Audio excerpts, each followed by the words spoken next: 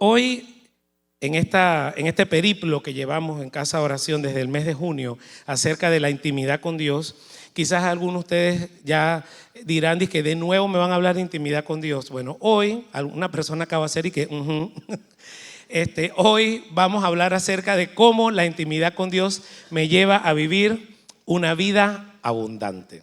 Ahora, antes que me pongan la siguiente, una vida abundante, uno se hace la pregunta, ¿y qué es abundancia? ¿Verdad?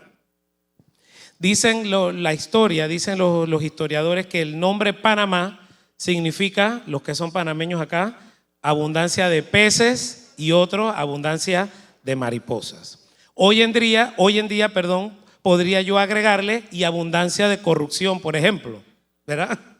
Abundancia al fin. Ahora, hace un par de semanas hablaba con un profesor, un colega, y me decía que él le preguntó a sus estudiantes, los estudiantes tendrían como 13, 14 años, y les preguntó qué era para ellos una persona próspera o una persona rica, o cómo ellos definían la abundancia o la prosperidad. Y los muchachos de 13, 14 años, ¿qué usted cree que dijeron? Uno dijo tener un Lamborghini, él ni maneja ni cédula tiene, pero él dice que un Lamborghini. Otro dijo tener el último PlayStation. Wow. Hay gente que hasta que se relamió, ¿verdad? Otro dijo tener una casa, una mansión en un terreno muy grande, porque muchos de ellos, de ese grupito, de ese profesor, son futbolistas. Entonces ellos se ven retratados en el éxito que tiene un futbolista, que muchos de ellos tienen pues un buen carro, tienen una casa, qué sé yo. Entonces el profe les decía a ellos que la abundancia, la riqueza o la prosperidad no se dimensiona en este tiempo basado en las posesiones materiales que tienen las personas. Él le decía, ustedes en el mundo en el que viven hoy, en el país en el que viven hoy, nosotros que estamos aquí en este lugar, la gran mayoría de nosotros, por misericordia y providencia de Dios, comemos por lo menos 2 o 3 veces al día.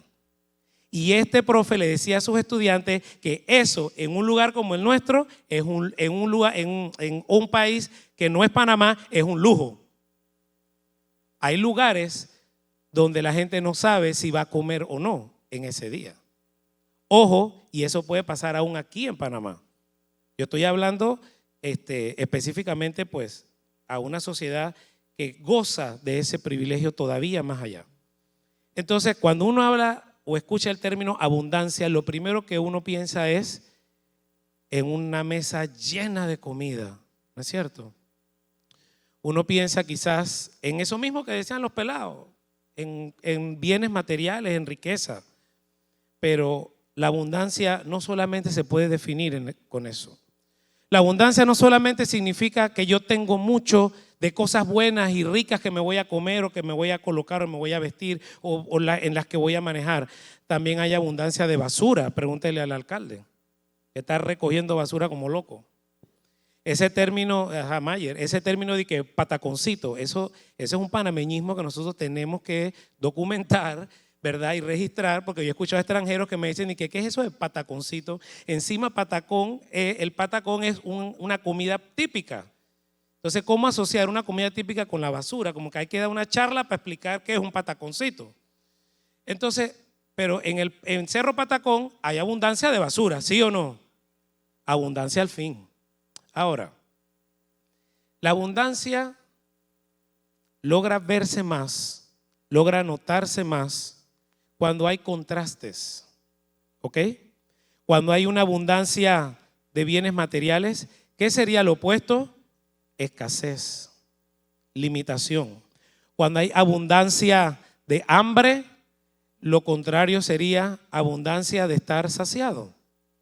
Ahora, hoy yo quiero que nosotros abordemos una historia que circula, que ocurre alrededor de uno de los salmos más maravillosos que yo encuentro que está en la farmacia del alma, que es como yo le llamo al libro de los salmos.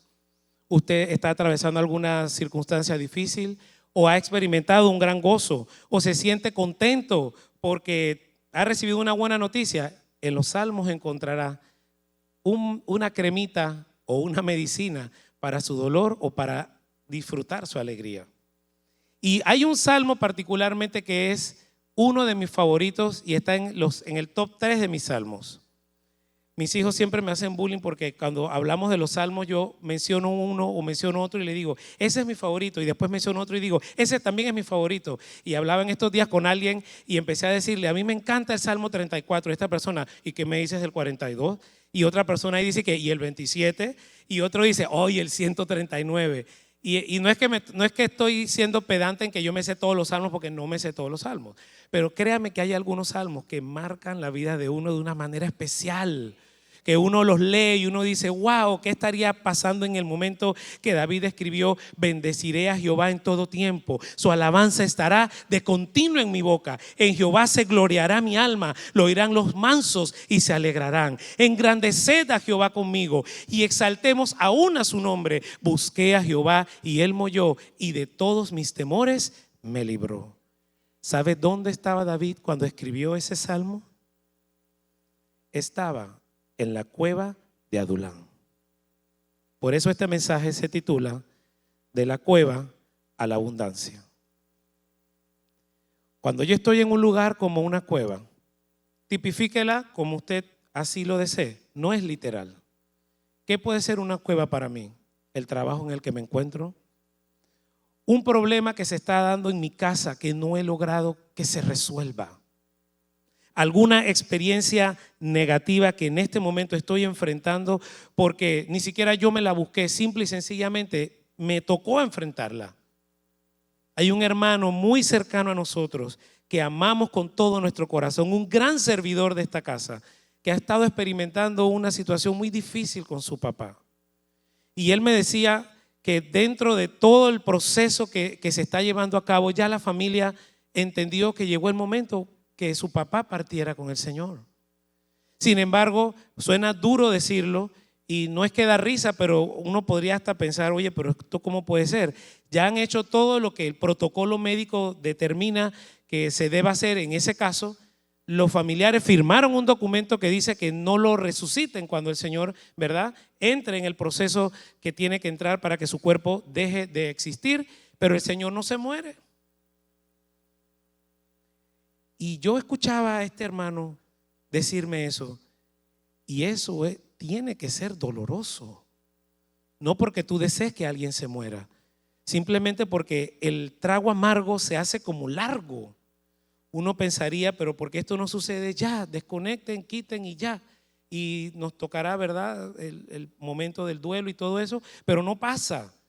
Eso es una cueva. ¿Alguien está conmigo? Pero Dios quiere que nosotros entendamos y veamos que cuando yo estoy en la cueva, yo puedo decir, alma mía, alaba al Señor. Que aunque yo esté en medio de una cueva, yo puedo reconocer que hay un contraste. En una cueva hay oscuridad, en una cueva hay silencio, en una cueva no hay un buen olor, hay humedad. En una cueva, en un momento difícil, en una situación de dolor o de enfermedad, yo me encuentro en una total indefensión y en oscuridad. Bien hablaba la hermana Marina la semana pasada acerca de la oscuridad y qué sucede cuando estamos en ella. Pero hoy el Señor nos quiere mostrar que aunque yo esté en la cueva, Dios puede sacarme a abundancia. ¿Alguien está conmigo? ¿Alguien lo cree conmigo? Aunque yo esté atravesando un momento de dolor y de dificultad, Dios quiere sacarme a abundancia. Mire lo que sigue aquí. Hablábamos de la definición de abundancia, creo que eso es lo que continúa. La abundancia es la disponibilidad de recursos en grandes cantidades. Mire que dice recursos, cualquiera sea ese recurso. Algo es abundante cuando usted lo encuentra con facilidad. Y lo contrario a eso, como les decía hace un momento, es la escasez. Pero ¿qué estaba pasando en el momento en el cual David, un gran hombre de Dios que todos conocemos, falló muchísimas veces, pero en medio de sus fallas más profundas, en medio de sus dolores más intensos, cuando cometió los errores más horrorosos de su vida, también escribió los salmos y los cantos más poderosos y más maravillosos de su vida, que hoy bendicen su alma y bendicen la mía, a los cuales el Espíritu Santo nos permite hoy acudir y entender qué estaba pasando en la vida de él, y que muchas veces permite que eso me ayude a mí a retratarme con lo que está pasando en mi vida. Si David no hubiese estado en la cueva de Adulán, no sé si el Salmo 34 sonaría igual que como suena. Me lo sé casi todo de memoria porque me gusta, porque me encanta, porque me fascina el Salmo 34. Pero nunca antes lo había leído como lo he leído ahora, que sé dónde estaba David y qué estaba viviendo David cuando lo escribió. Sus palabras, sus letras, sus versos enseguida cobraron un significado totalmente diferente, totalmente maravilloso, basado en lo que entendí al estudiar este texto y este tema, que era realmente la abundancia. Lo que en el momento de David estar en la cueva experimentaba no era precisamente una abundancia económica ni una abundancia de felicidad. Después la tuvo mucho más adelante, pero en ese momento lo que estaba experimentando era temor. Estaba huyendo de Saúl. Hacía unos versículos atrás, David se había tenido que hacer el loco. ¿Usted había escuchado eso? Que David una vez se hizo el loco. Yo conozco gente que no se hace el loco, sino que realmente es. Eso ya es otra cosa, pero en este caso dice la Biblia que David se hizo el loco para huir precisamente de Abimelec, un rey que lo quería matar. Pero cuando nosotros conocemos a Dios, que es el tema que estamos viendo en nuestra temporada temática, cuando tenemos la oportunidad de tener intimidad con Dios y de conocerlo de cerca, veremos la gracia de Dios que nos sacará a abundancia.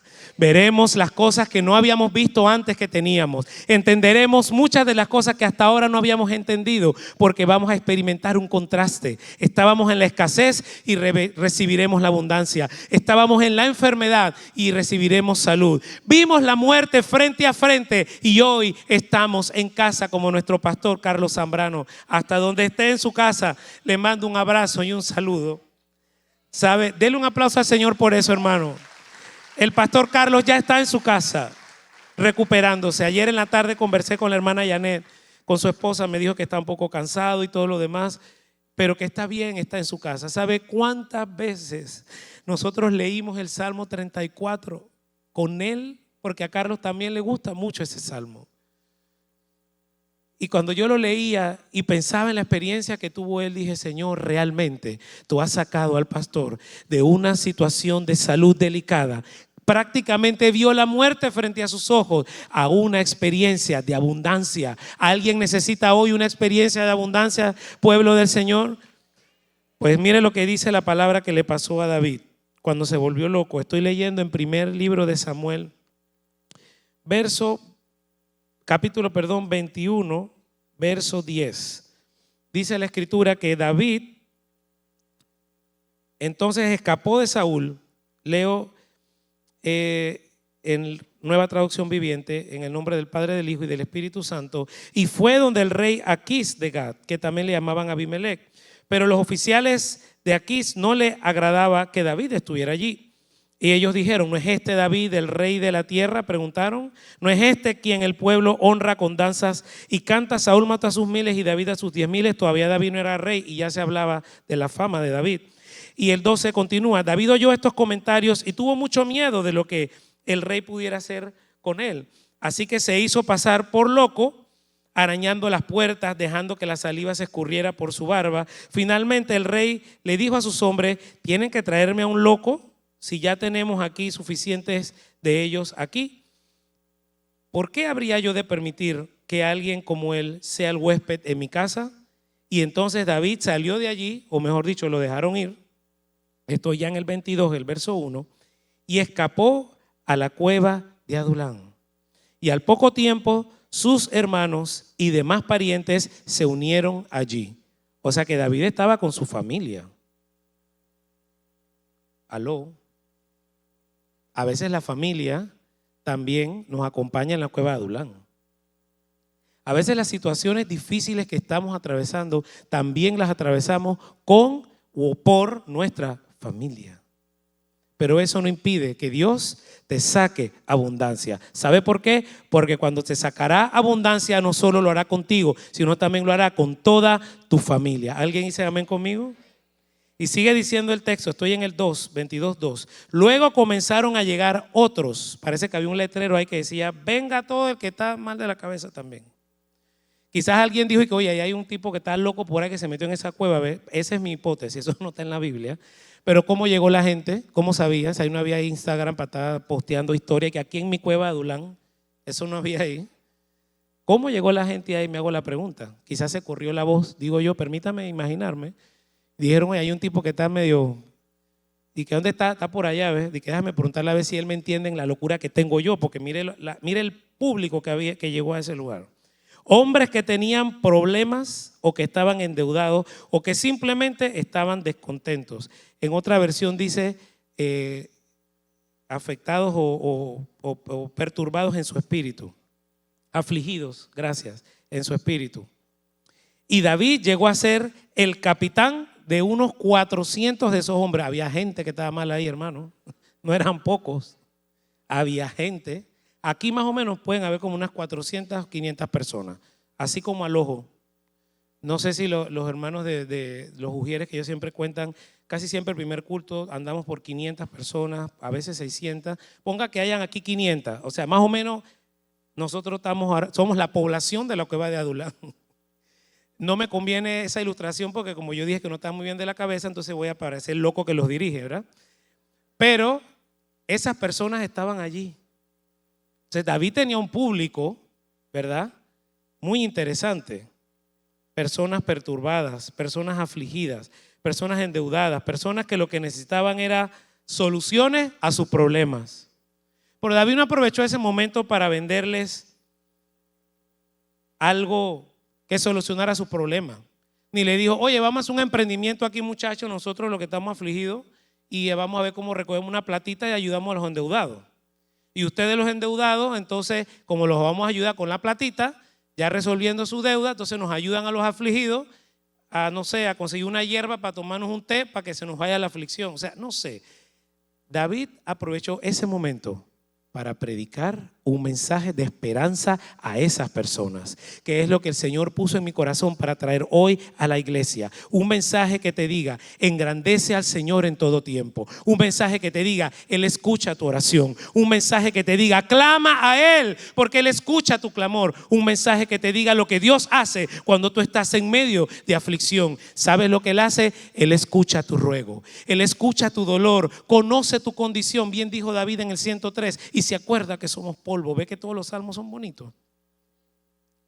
Entonces mire lo que sucede en el 34. Vamos a leerlo. Creo que ahí lo tiene mi equipo de multimedia. Busque conmigo el Salmo 34. Y piense, le diría que cierre los ojos, pero si los cerramos no podemos leerlo, ¿verdad? Pensemos por un instante. Juan, sí, puede leer con los ojos cerrados, no podemos, Juan, ¿verdad? Pensemos por un instante a David en esa cueva con esas personas complicadas, ¿sí? Aunque yo pienso que complicado es un problema de matemática, pero eran personas complicadas, para poner una palabra bonita, ¿verdad? Y David, delante de ellos, les dice lo siguiente: escucha, pueblo, alabaré al Señor en todo tiempo. Léalo conmigo. Su alabanza estará. Solo en el Señor me jactaré. Leo NTV. Lo oirán y se alegrarán. Vengan, hablemos de las grandezas del Señor. Exaltemos juntos su nombre. Hago una pausa allí. Vengan ¿para dónde si nosotros estamos afligidos? ¿De qué grandeza tú me estás hablando, David? Ahora confirmo que tú definitivamente no te estabas haciendo el loco. Tú estás loco de verdad. Pues lo que está haciendo David es expresando a esa gente que está afligida, que está en la cueva con él, esa gente que eligió ir a ese lugar, lo que él está diciendo, cuál debe ser la actitud en medio de tu aflicción. Él les está diciendo a ellos cuál debe ser tu postura en medio de lo que está sucediendo en tu vida. Él te está diciendo, él nos está diciendo hoy, si tú estás en la cueva, no hay ningún problema, solo en el Señor jáctate, solo en el Señor gózate, porque los que están indefensos ahora cobran ánimo. Alaba las grandezas del Señor. ¿Alguien alaba las grandezas del Señor hoy? Dice el verso 4, oré al Señor. Ahora David está hablando de su experiencia personal. Mire, pararse aquí y hablar de esto, si uno no lo ha vivido, casi que sería irresponsable. Si este servidor que está aquí les habla de esto, es porque también de alguna manera lo he vivido.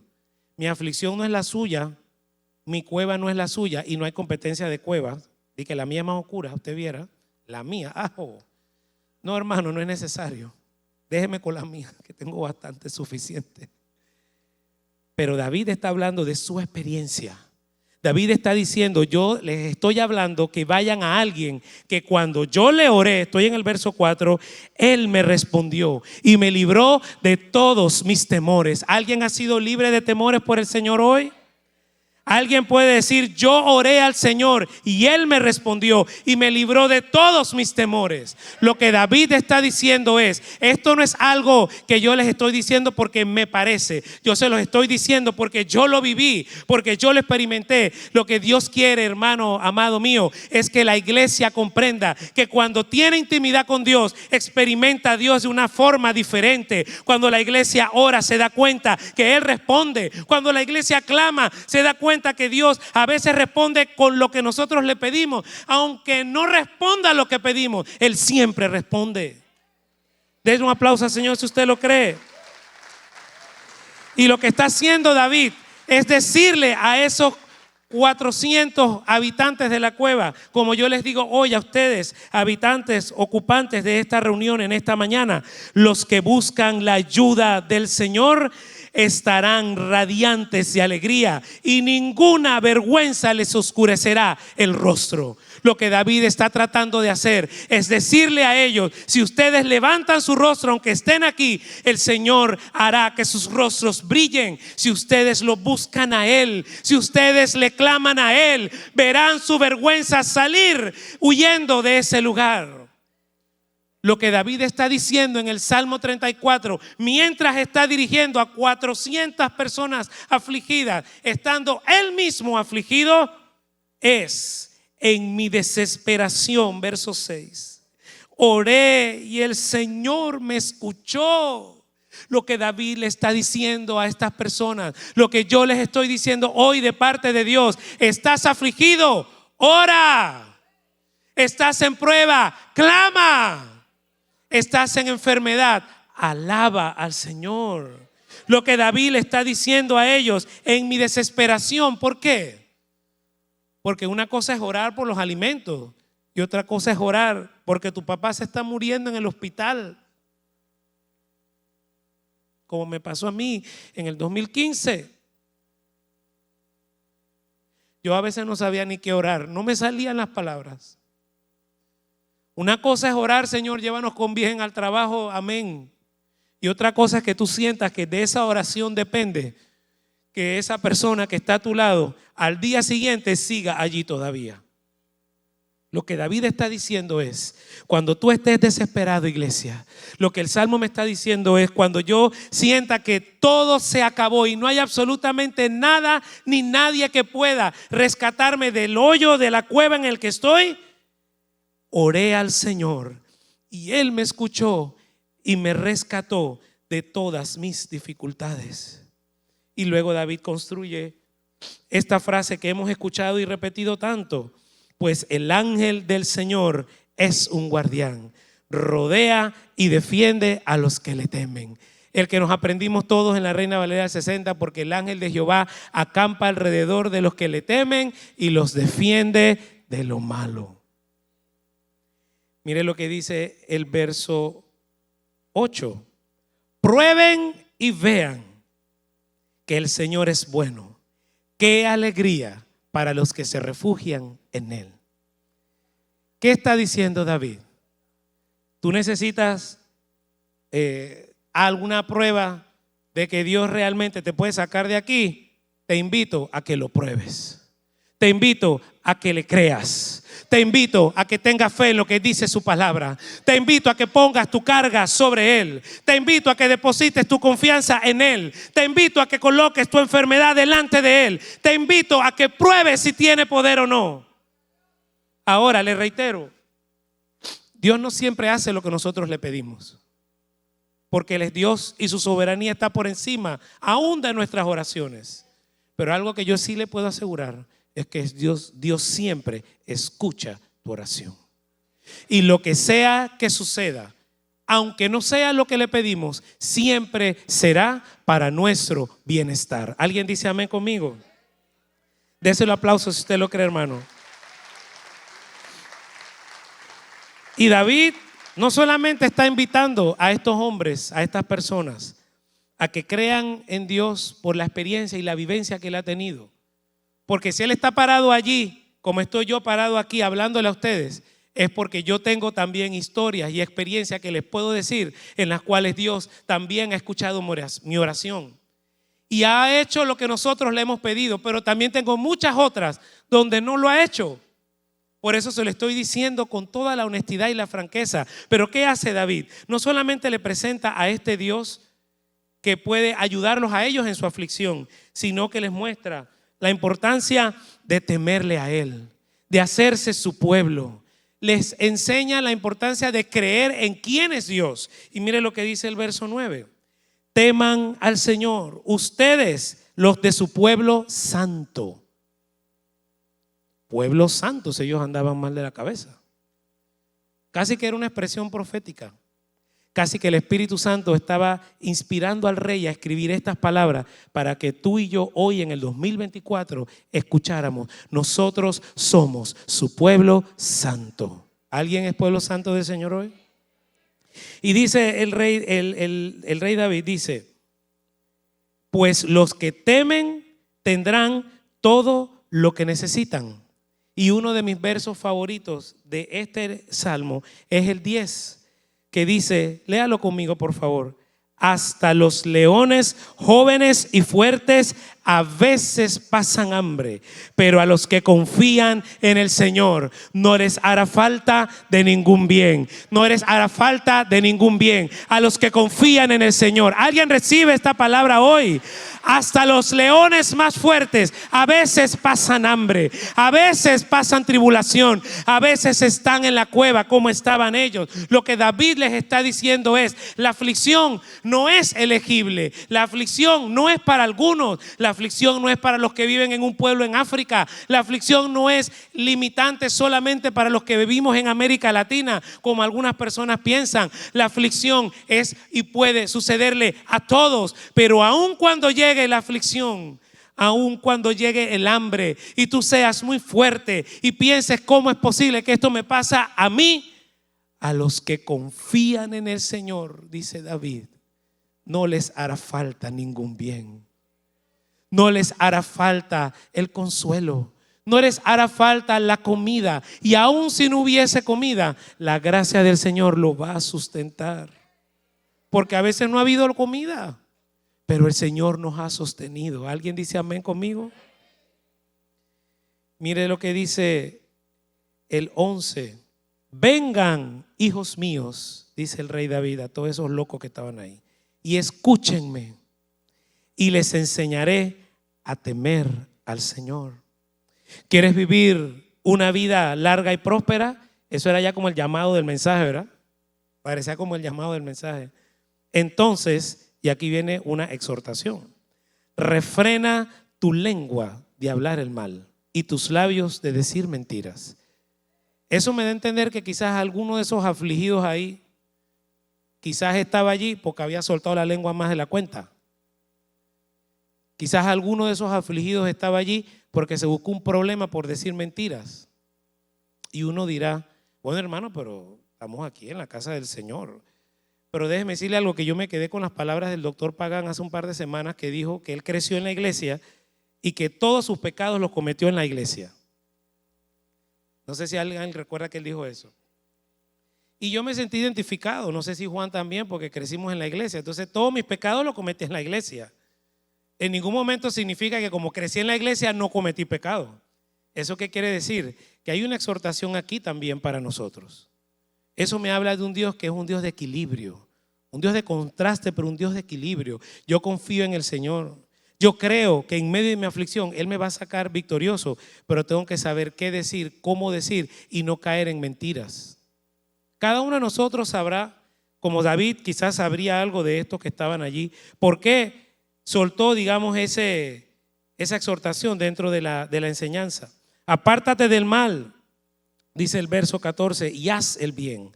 Busca la paz y esfuérzate por mantenerla. Los ojos, dice el 15, los ojos del Señor están sobre todos los que hacen lo bueno. Sus oídos están abiertos a los gritos de auxilio, dice esta versión. Pero el Señor aparta su rostro, estoy en el 16, de los que hacen lo malo y borrará todo recuerdo de ellos de la faz de la tierra. Y eso hay que dejárselo a Dios, hermano. Porque usted puede decir que a mí me parece que este que está aquí es malo, pero hay otra persona que se levantará y dirá que usted, el que señaló, es el malo. De eso se encarga Dios. Amén. Dice el 17, el Señor oye a los suyos cuando claman a Él por ayuda. ¿Alguien ha clamado a Dios por ayuda? ¿Alguien sabe lo que es decirle, Señor, estoy aquí porque no hay a nadie más a quien yo pueda acudir? ¿Alguien se ha encontrado en una situación como la de David y esta gente loca en esa cueva? Que realmente no había un lugar de salida para su situación. No encontraron a nadie que les diera una palabra de consuelo. No sé si ellos creían que llegando donde David la iban a recibir, pero el Espíritu Santo le inspiró a escribir este texto para que usted y yo conociéramos hoy que el Señor oye a los suyos cuando claman a Él por ayuda y los rescata de todas sus dificultades.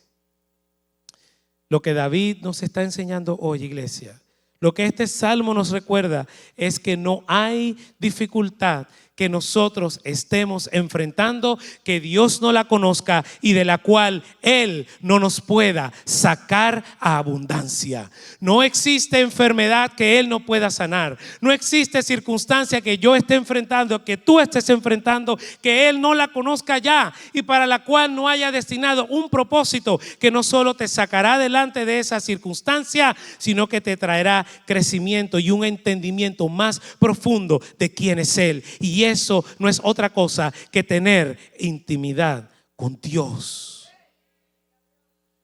Viéndolo de lejito no va a pasar. Y aún viéndolo de lejito, Dios nos bendice. ¿Alguien dice amén conmigo? Aún sin orar, Dios hace cosas por nosotros. Aún sin recordar en alguna que otra ocasión pedirle por lo que estamos comiendo, Dios permite que nos caiga bien. Esto no es una vida de religiosidad. Esto no es de hacer las cosas simplemente porque es como, iba a decir una palabra que usan nuestros hermanos católicos, pero no la voy a usar.